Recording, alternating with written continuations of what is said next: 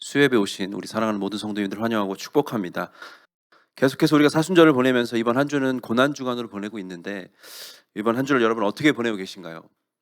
다른 그 무엇보다 우리 예수님의 십자가를 깊이 묵상하고 예수님을 만나는 복된 귀한 한 주가 되시기를 바라면서, 오늘 함께 예배드리는 우리 옆사람, 앞사람, 뒷사람 한번 인사하도록 하겠습니다.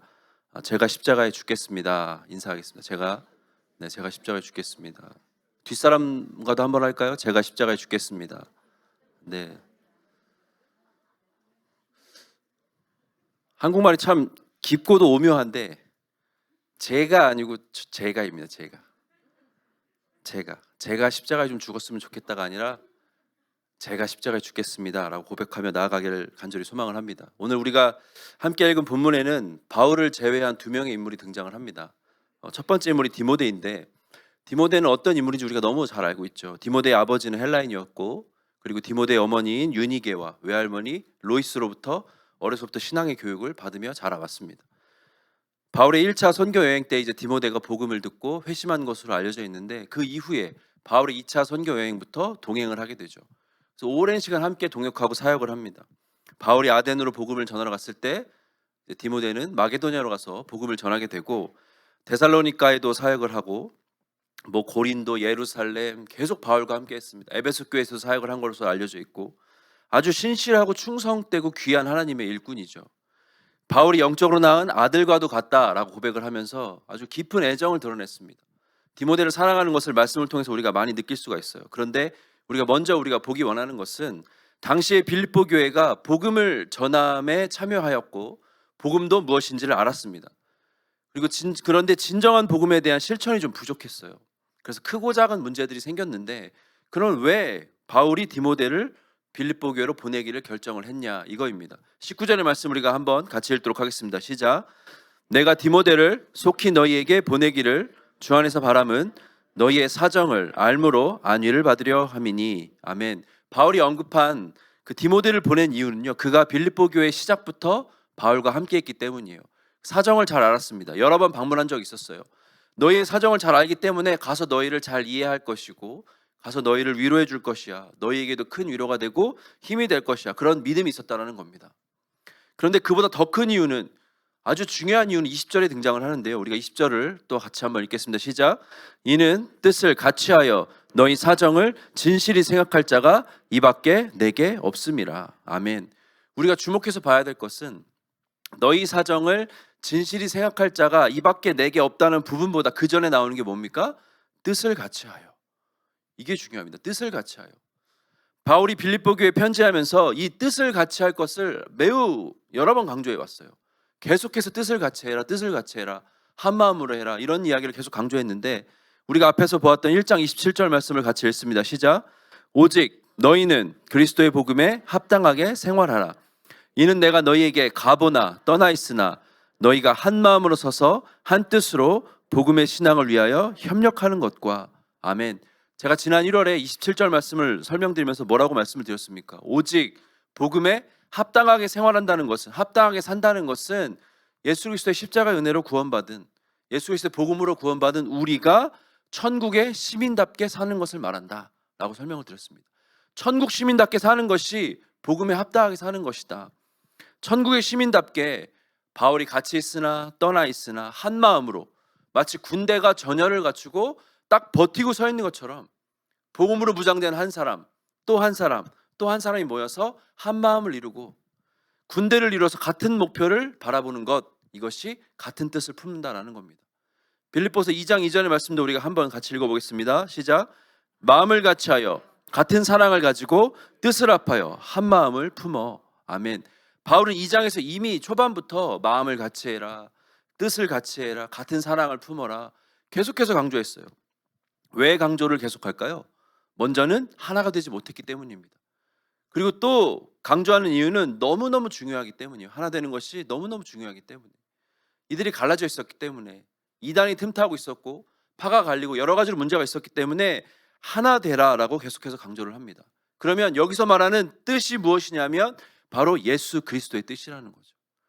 우리가 품어야 될 뜻은 예수 그리스도의 뜻이다, 예수 그리스도의 마음이다 라고 바울은 강조해서 이야기를 하고 있습니다. 여기서 말하는 뜻을 같이 한다는 원어의 의미는 동일한 호흡을 가지고 숨을 쉰다라는 말을 가지고 있습니다. 동일한 호흡을 가져간다. 한 마음이다. 같은 마음을 품어 같은 정신을 가졌다라는 말입니다. 그러니까 바울과 디모데는 같은 마음을 품고 함께 성장하며 복음을 전했다라는 거죠. 같은 마음을 품은 자라라는 겁니다. 그래서 바울이 2장에서 강조했던 우리 그리스도인들이 품어야 될 마음, 바울이 이미 가지고 있었고 바울이 사랑하는 디모데가 이미 가지고 있었던 마음은 무엇입니까? 바로 2장 5절에서 말씀하고 있습니다. 그리스도의 마음. 함께 읽겠습니다. 시작. 너희 안에 이 마음을 품으라. 곧 그리스도 예수의 마음이니. 아멘. 그리스도 예수의 마음. 그리스도 예수의 마음을 품어라. 구원받은 천국의 시민이라면 우리가 품어야 될 마음은 다른 것이 아니라 예수 그리스도의 마음입니다. 예수 그리스도의 마음으로 살아가야 된다. 바울은 이미 다메섹에서 길을 가는 도중에 예수님을 만남으로 완전히 인생이 뒤집어집니다. 완전히 바뀌어집니다. 그가 그토록 자랑했던 모든 세상의 것들이 배설물로 여겨진다라고 고백을 하죠. 모든 인생이 뒤집어집니다. 빌립보서 3장 7절에서 8절에서 고백하고 있는데 우리가 이제 미리 한번 같이 읽겠습니다. 빌립보서 3장 7절과 8절 말씀입니다. 시작. 그러나 무엇이든지 내게 유익하던 것을 내가 그리스도를 위하여 다 해로 여길 뿐더러 또한 모든 것을 해로 여김은 내 주 그리스도 예수를 아는 지식이 가장 고상하기 때문이라. 내가 그를 위하여 모든 것을 잃어버리고 배설물로 여김은 그리스도를 얻고. 아멘. 바울 자신은 이미 예수님의 마음으로 살고 있었어요. 예수님을 만나고 완전히 뒤집어졌기 때문입니다. 그런데 그 마음을 같이 한다는 것은 이 마음을 품은 자들이 함께일 때 가능하다는 겁니다. 나처럼 예수님을 만나고 완전히 뒤집어진 예수님으로 살아가는 예수님의 마음이 있는 자가 또 있을 때에 그것이 가능하다는 거죠. 같은 마음, 같은 뜻으로 우리가 같은 마음으로 나아갈 수 있다는 것은 그 예수님의 마음을 품은 자가 바로 디모데였다는 겁니다. 단순히 디모데가 말을 잘 듣고 순종적이고 그동안 가까이 두었었고 아니면 뭐 나름 팀워크도 좋았고 나랑 굉장히 궁합이 좋은 MBTI를 가지고 있었고 그리고 말은 뭐 사람이 괜찮아, 잘 지낼만 해, 성격도 괜찮고 나랑 괜찮아, 그래서 보낸 것이 아니라 내 안에 계신 예수님을 그도 가지고 있었기 때문에 내가 품은 예수님의 마음을 디모데도 가지고 있었기 때문에 디모데를 보낸다라는 겁니다. 내 안에 예수님이 계시고 바로 여러분 안에 예수님이 계시면 우리는 같은 뜻으로 같은 비전으로 같은 마음으로 우리를 통해 하시고자 하는 일을 우리를 통해 하시고자 하는 하나님의 일을 이 땅 위에 이뤄가게 될 줄로 믿습니다. 아멘. 옆 사람과 한 번 더 인사합니다. 디모데가 됩시다. 디모데가 됩시다. 네. 뒤에 분과 한번 인사할까요? 디모데가 됩시다. 네, 디모데가 됩시다. 역시 한국말은 참 깊고 오묘한 것이 이 디모데의 앞글자 하나만 날려버리면 뭐가 돼요? 못해. 나는 못해. 권사님이 하셔. 나는 못해. 전라도 사투리죠. 나는 못해. 못한다고 시키지 말라고 이게 된다라는 거예요. D만 날려도 모대가 아니고 뭐다? 디모데. 디모데다. 예수님의 마음을 품는 것이 왜 중요한가 하면요. 21절을 한번 보겠습니다. 제가 읽어드릴게요. 그들이 다 자기 일을 구하고 그리스도 예수의 일을 구하지 아니하되. 다 자기의 일을 구해요. 예수님의 일을 구하지 않는다라고 합니다. 왜 그렇습니까? 그 안에 예수님의 마음이 없기 때문이에요. 여전히 내 유익을 구하고 나의 일을 구한다는 겁니다. 디모데는 바울과 함께 참 많이 수고하고 노력했어요. 22절의 말씀을 보면 자식이 아버지에게 함같이 나와 함께 복음을 위해 수고했다고 합니다. 그런데 아무리 연단되어지고 훈련되어지고 바울과 함께한 디모데라고 해도 바울과 같은 예수 그리스도의 마음을 품지 않으면 이 모든 것을 순종하는 것은 쉽지 않았다는 겁니다. 예수님과 함께 3년을 동고동락하고 함께 먹고 함께 자고 함께 다니고 함께 사역하고 배우고 경험하고 모든 것을 함께 했던 제자들이 연단이 과연 부족했을까요? 무려 3년이라는 시간 동안 어떠한 배움과 가르침이 모자랐을까요? 그 가르치는 담당 조교가 누구? 예수님인데, 바로 예수님인데 다른 어떤 예수님을 닮은 사람도 아니고 예수님으로부터 보냄을 받은 어떤 사람도 아니고 예수님 그 자체가 3년 동안 훈련을 했는데 과연 배움이 부족하고 가르침이 부족했을까요? 그렇지 않다라는 거죠. 그런데 제자들은 여전히 부족했습니다. 하나가 되지 못했어요. 갈라지고 위기의 순간이 오자 도망가고 숨고 배신하고. 그런데 그들이 언제 예수님의 진정한 제자, 한평생을 복음을 위해 목숨도 아낌없이 내어놓는 제자가 됩니까? 언제 이들이 가스펠 머신으로 거듭나게 되죠? 성령께서 친히 그들을 만나주시고 그들에게 임하시고 그들을 한 성령으로 하나로 진정한 예수님의 제자로 어떻게 했을 때에 액티베이션 시키셨을 때입니다. 활성화시키셨을 때라는 거죠. 예수님의 마음을 품는 자들로 성령께서 그들을 만지셨을 때라는 겁니다. 여러분, 아무리 세상에서 제일 좋다라고 하는 소문난 카드가 있죠. 아메리칸 익스프레스 블랙 카드라고 합니다. 혹시 가지고 계신 분 계신가요? 엄청나더라고요. 장난 아니더라고요, 혜택이. 아무리 그런 카드라 해도 액티베이션이 없으면 그냥 네모난 플라스틱 조각에 불과합니다. 아무리 수십억짜리 자동차라고 해도 액티베이션 되지 않으면, 활성화되지 않으면, 문이 열려서 시동이 걸리고 돌아가지 않으면 그저 보기 좋은 관상용 고철덩어리에 불과하다는 겁니다. 우리는 예수님의 제자로 살아가기 위해서 수많은 연단이 필요합니다. 수많은 가르침과 수많은 배움, 수많은 경험, 하나님의 말씀을 공부하고 연구하는 것도 필요해요. 그런데 거기에 더해서 진정한 주님의 제자로 거듭나려면 반드시 무엇이 있어야 되냐 하면 예수님의 마음이 있어야 된다는 겁니다. 그 안에 예수님의 마음이 있어야 같은 뜻으로 분열됨과 갈라짐 없이 하나님의 뜻을 이루어갈 수 있다는 겁니다. 예수님의 마음, 예수 그리스도가 우리 안에 계셔야 된다는 거죠. 그것이 바울이 디모데를 보낸 진정한 이유이고, 하나님께서 오늘 우리에게 바라시는 것, 하나님이 우리에게 우리가 그렇게 되어서 디모데와 같이 이 땅 가운데 귀하게 쓰임받는 것을 기대하고 바라고 계실 줄로 믿습니다. 아멘. 그때 22절의 말씀처럼 나와 함께 복음을 위하여 수고하였느니라 라고 고백하는 겁니다. 나와 함께 복음을 위하여, 다른 그 어떤 것이 아닌 복음을 위하여 수고했다는 거예요. 어떤 대륙횡단을 위해서, 생존을 위해서, 어떤 무역을 위한 교류를 위해서가 아니라 복음을 위해 함께 달려갔다는 겁니다. 제가 20대 초반 신학생 때에, 그때가 한참 방학이었는데 제 친구가 저한테 와서 중국 단기 선교를 같이 가자고 했습니다. 너무 좋다, 중국 단기 선교. 그때야 막 혈기도 왕성하고 젊고 건강했으니까 무조건 가자. 그런데 비싸지 않을까 염려를 했어요. 근데 단돈 27만 원, 숙식 제공에 3박 4일. 괜찮다, 가자, 너무 좋다, 내가 주의 나라 영광을 위해서 복음을 위해 함께 수고하겠노라 하고서 막 갔습니다. 가겠다.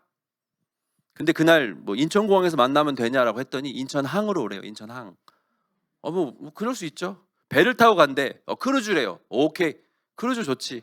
중국은 금방이니까 지도 보면 가깝잖아요.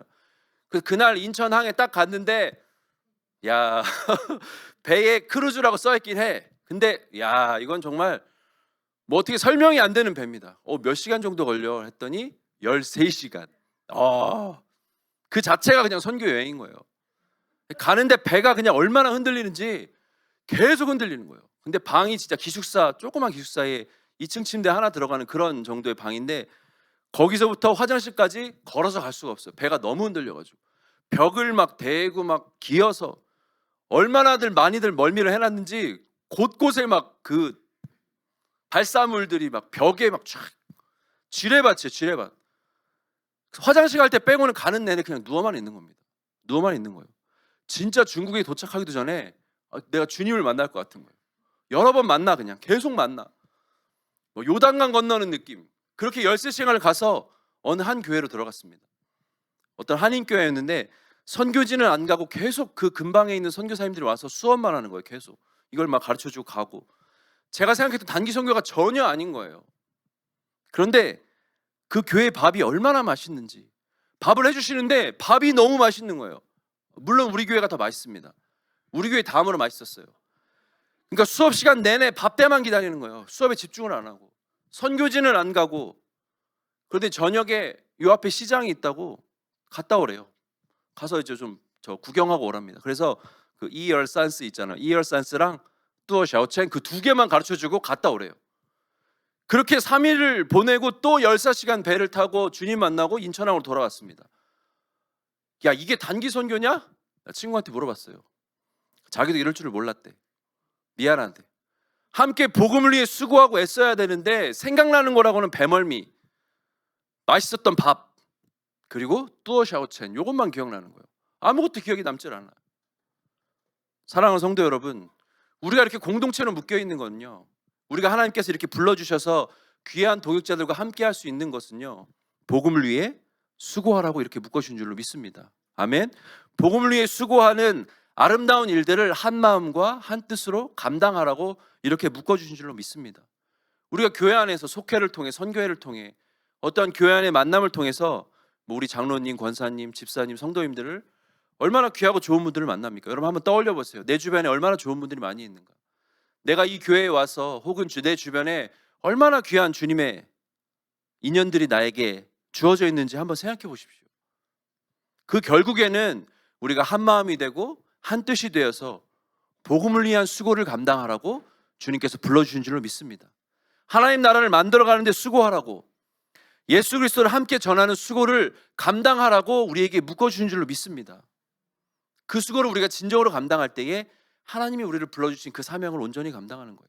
같은 뜻으로, 한 마음으로, 한 성령으로 주님이 부르신 목적을 우리가 달성해 가는 겁니다. 이어서 바울 사도가 본문에서 언급하고 있는 두 번째 인물은요, 에바브로디도라는 사람이에요. 에바브로디도. 이름이 좀 어렵죠. 에바브로디도는 빌립보 교회 성도입니다. 바울이 로마 감옥에 갇혀 있을 때에 이제 빌립보 교인들이 바울이 갇혔대라는 소식을 듣고 헌금을 좀 모아요. 바울을 돕기 위해서. 우리가 어떻게든 바울을 돕자. 기도하고, 물론 기도도 중요하지만 직접 헌금을 걷어서 연보라고 되어 있죠. 그것을 전달하자. 그 헌금을 들고 빌립보에서부터 로마까지 그 엄청난 거리, 1000마일이 넘는 엄청난 거리를 순종하며 갔던 사람이 에바브로디도입니다.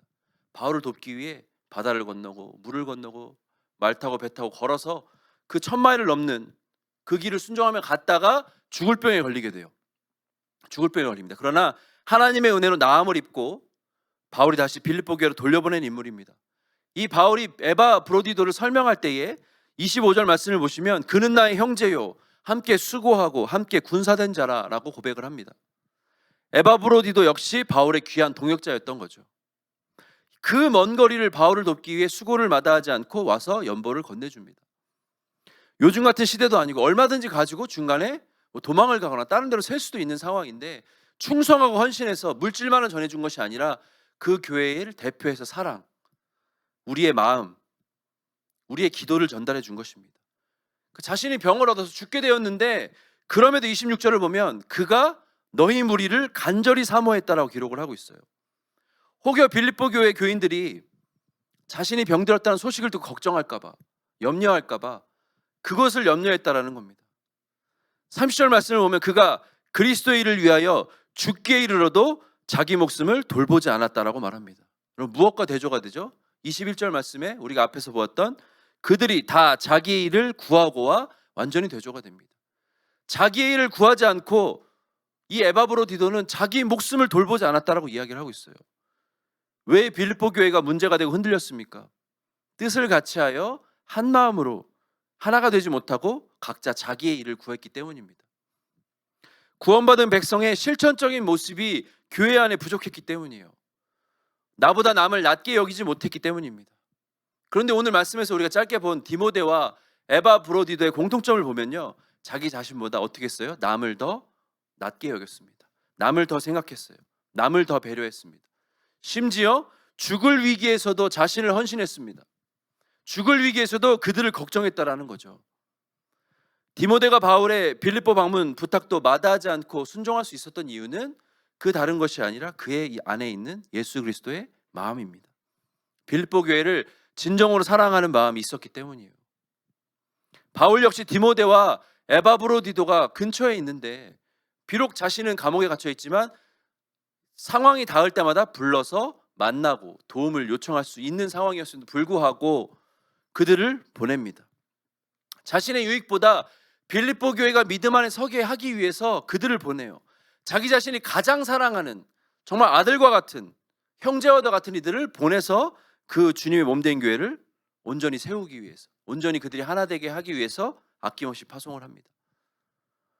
감옥에 있으나 빌립보 교회를 위해서 수고하고 애쓰고 그렇게 헌신했던 바울, 그리고 항상 바울 곁에서 함께 사역하고 동역하며 한마음 한뜻으로 주의 복음을 전하는 일에 참여했던 디모데, 그리고 빌립보에서 로마 그 먼 거리를 마다하지 않고 순종하고 헌신하며 정말 한마디의 불평 없이 자기가 죽을 위기에 처했으나 오히려 다른 일을 염려하고 걱정했던 에바브로디도, 이 세 사람의 모습을 보면서 이들의 수고와 헌신을 하나님께서 얼마나 기뻐하셨을까, 하나님께서 얼마나 그 마음이 시원하셨을까, 이들의 수고와 헌신이 얼마나 하나님의 마음을 시원케 해드렸을까, 정말 믿어 의심치 않습니다.